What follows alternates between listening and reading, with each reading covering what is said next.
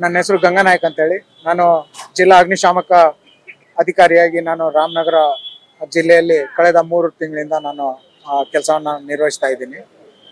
ನಮ್ಮ ಪಾಕಿಸ್ತಾನ ಮತ್ತು ಭಾರತದ ಮಧ್ಯೆ ಒಂದು ಉದ್ವಿಗ್ನ ಸ್ಥಿತಿಯಲ್ಲಿ ಇರೋದ್ರಿಂದ ನಾವು ದೇಶಾದ್ಯಂತ ಎಲ್ಲಾ ಜಿಲ್ಲೆಗಳಲ್ಲಿ, ತಾಲೂಕು ಮಟ್ಟದಲ್ಲಿ, ಕೆಲವೊಂದು ದೊಡ್ಡ ದೊಡ್ಡ ಇಂಡಸ್ಟ್ರಿಗಳಲ್ಲಿ ಮಾಕ್ ಡ್ರಿಲ್ಗಳನ್ನ ನಾವು ಹಮ್ಮಿಕೊಂಡಿದ್ದೇವೆ.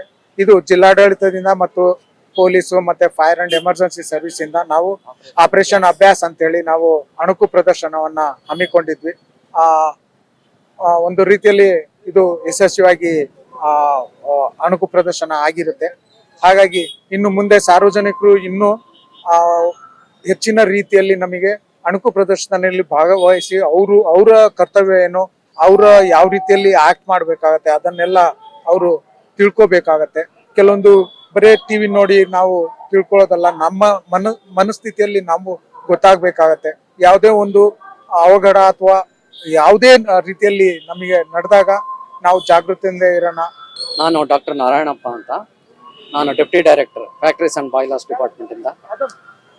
ಇವತ್ತು ರಾಮನಗರ ಜಿಲ್ಲೆಯಲ್ಲಿ ಆಪರೇಷನ್ ಅಭ್ಯಾಸ್ ಈ ಒಂದು ಕಾರ್ಯಕ್ರಮದ ಮೂಲಕ ಒಂದು ಅಣುಕು ಪ್ರದರ್ಶನ, ಒಂದು ವೇಳೆ ಉಗ್ರಗಾಮಿಗಳಾಗ್ಲಿ ಅಥವಾ ಬೇರೆ ಯಾವುದೇ ಒಂದು ಇದರಲ್ಲಿ ಬಾಂಬ್ ಥ್ರೆಟ್ಟು ಅಥವಾ ಅಗ್ನಿ ಅವಘಡ ಇಂಥದ್ರ ಬಗ್ಗೆ ಯಾವ ತರ ಸಾರ್ವಜನಿಕರು ಇದನ್ನ ಎದುರಿಸಬೇಕು ಮತ್ತು ವಿವಿಧ ಇಲಾಖೆಗಳು, ಜಿಲ್ಲಾಡಳಿತ, ಅಗ್ನಿಶಾಮಕ ಇಲಾಖೆ, ಕಾರ್ಖಾನೆಗಳ ಇಲಾಖೆ, ಗೃಹ ಇಲಾಖೆ ಮತ್ತು ಆರೋಗ್ಯ ಇಲಾಖೆ, ಟ್ರಾಫಿಕ್ ಫೋರ್ಸ್, ಇವರೆಲ್ಲ ಅವರ ಒಂದು ಕರ್ತವ್ಯಗಳನ್ನ ಹೇಗೆ ನಿಭಾಯಿಸ್ತಾರೆ ಅನ್ನೋದ್ರ ಬಗ್ಗೆ ಒಂದು ಅಣುಕು ಪ್ರದರ್ಶನ ನಡೀತು.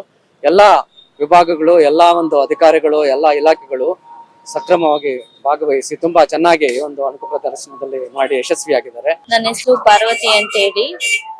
ಇವತ್ತೇನು ಅಣುಕು ಪ್ರದರ್ಶನ ಆಯ್ತು, ಅದು ಜನರಿಗೆ ಒಂದು ಒಳ್ಳೆ ಸಂದೇಶ ನೀಡುವ ನಿಟ್ಟಿನಲ್ಲಿ ಒಳ್ಳೇದಾಗಿದೆ. ಮತ್ತೆ ಏನು ಗಡಿ ಭಾಗದಲ್ಲಿ ಯುದ್ಧ ನಡೀತಾ ಇದೆ, ಅದ್ರಿಂದ ಈ ಕಡೆ ಏನಾದ್ರು ಬಾಂಬ್ ಸ್ಫೋಟ ಅಥವಾ ಯಾವ್ದಾದ್ರು ಅತತುರ್ಯ ಬೆಂಕಿ ಅವಘಡಗಳಾದ್ರೆ ಜನರು ಯಾವ ರೀತಿ ಅದನ್ನ